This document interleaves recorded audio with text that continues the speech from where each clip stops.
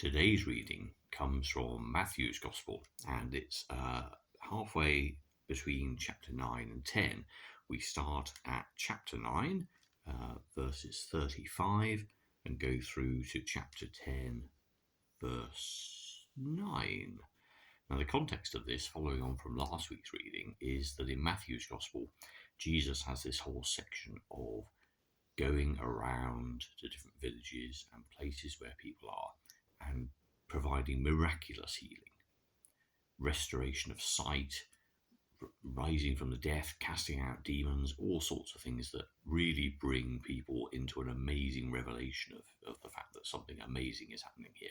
It's like Mark's way of expressing the breaking in of the kingdom, the fact that Jesus is there with this explosive potential to put lives right, to make huge differences to people.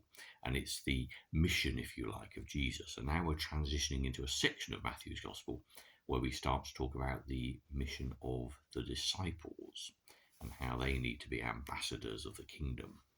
So, having had last week the healing miracles that we heard of about the Jewish official and the woman with the hemorrhage, Jesus since then has healed 2 blind men, a dumb man, and now in verse 35 of chapter 9.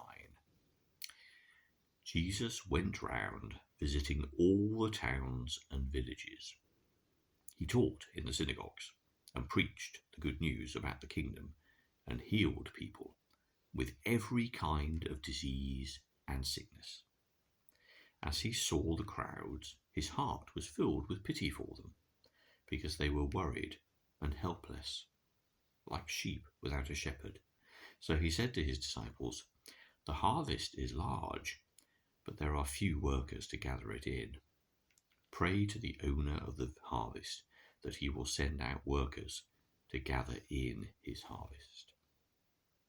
Jesus called his 12 disciples together and gave them authority to drive out evil spirits and to heal every disease and every sickness.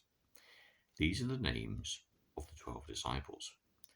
First, Simon, called Peter, and his brother Andrew, James and his brother John, the sons of Zebedee, Philip and Bartholomew, Thomas and Matthew, the tax collector, James, son of Alphaeus, and Thaddeus, Simon the patriot, and Judas Iscariot, who betrayed Jesus. These 12 were sent out by Jesus with the following instructions. Do not go to any Gentile territory or any Samaritan towns. Instead, you are to go to the lost sheep of the people of Israel. Go and preach. The kingdom of heaven is near. Heal the sick, bring the dead back to life, and heal those who suffer from dreaded skin diseases, and drive out demons. You have received without paying, so give without being paid. Actually ending on verse 8. Sorry about that. So what's really interesting, I think, here is the commissioning of the 12 and the words that Matthew uses to frame that endeavour. Jesus goes round visiting all the towns and villages. Jesus goes to where they are. This massive healing we've been talking about isn't Jesus setting up shop in some village somewhere and inviting people to come to him with strict opening hours. He goes and travels and walks and bees with people wherever they are. He stays with them, he observes where there is healing and where there is need, and he responds. He goes and he solves, and he creates, and he restores, and he saves, and he heals. And that's an interesting metaphor for mission, isn't it? That you don't stay in one place, you go to where people need you to be. And he heals people of all kinds of sicknesses. And that's interesting, isn't it? Because there are a number of ways in which people probably experience Jesus. Some people will have experienced him teaching in the synagogues, preaching, and sometimes they'll have heard him out talking and teaching people about the kingdom of heaven, sometimes. But if you think about what makes a real difference and what will communicate to people, it will be the healings that people hear about. Do you know what happened to so-and-so? This man Jesus came and made him better. That's the sort of news that's going to spread and spread and spread and spread to other people. It's the contagious information because it's unusual, in fact unique. It's transformative. It's totally and utterly beyond belief. How can this possibly happen? But that's what has happened. That's what they've seen with their own eyes. That's what's happened. And so, rather than I heard this man teach amazing things, it's that this happened, and look, here's the proof. This person can now see, they can now walk. These are the things that communicate things. And then Jesus is talking to people about what this actually means, because again, he's not some kind of itinerant healer. He hasn't come to set up shop and be a doctor in a place. He's come to demonstrate signs of the kingdom, make people's lives better, demonstrably change people, and then explain why. And that, I think, is a really interesting metaphor for our own ministry. So the mission of the 12, are sent out to do the same thing. He says at this stage in the Gospel, go to the lost sheep of Israel. Later, of course, at the end of Matthew's Gospel, we hear Jesus' great commission, go to all people everywhere. But for now, the disciples are to go to their own people. They're the people who are in the same context as them, the people whose traditions they understand, the people whose backgrounds they are part of. And so this is familiar. It is safer than engaging with people who will be hostile to you right from the off because you're not from your particular clan or tribe.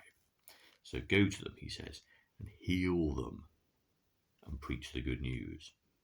And I do think that that is so interesting, because to talk to people about our own experience of what God has done in our hearts, of the love that we feel, of the grace of God, to explain how miraculous that's been for us, is interesting to a point, but it doesn't actually communicate anything to somebody else for whom that is strange language, or a kind of an unusual thing, or even a kind of scary cultish type thing, or brainwashing thing, or some kind of psychological crisis thing.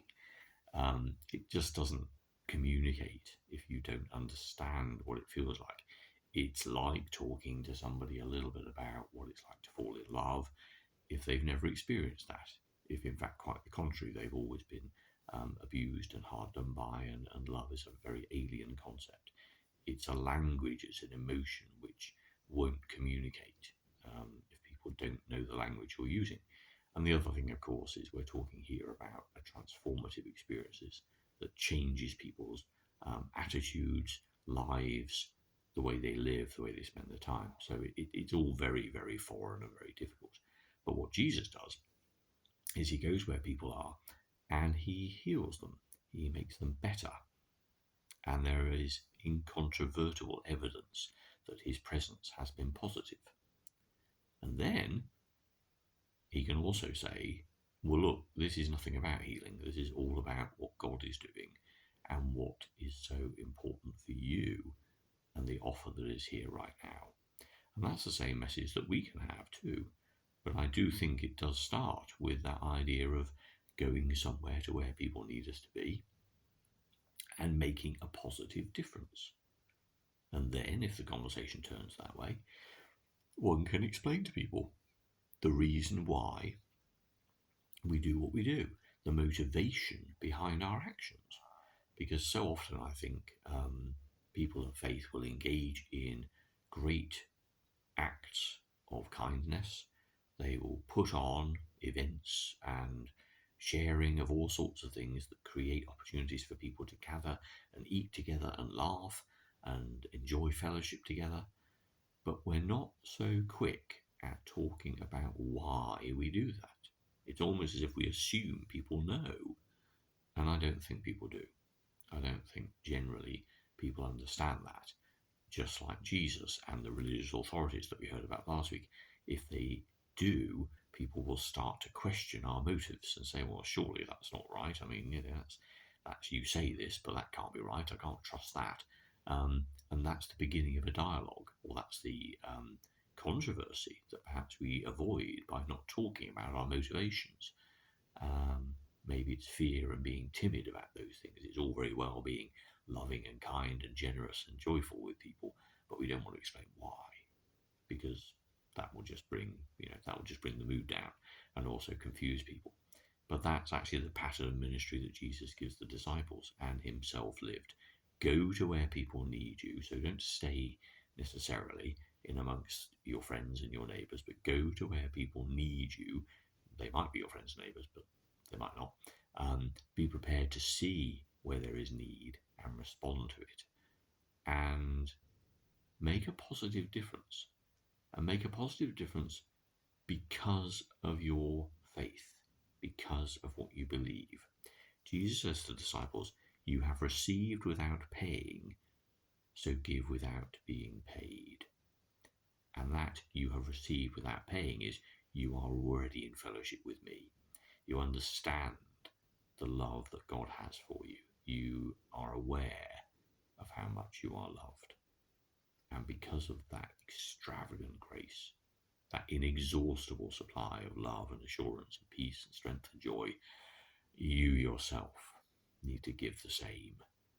That is our mission, and that is our calling to do that.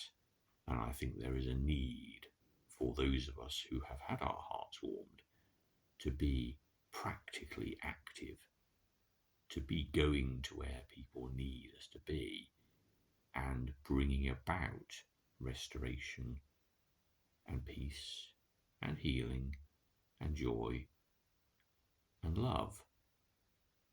And we do that because we're fired by God's great love. And we should not be shy of also telling people why we do that, because people will question. If they see something amazingly fantastic that we do, they will say, "Why do you do this? Are you being paid? Are you part of some organization?" To which the answer is, well, no.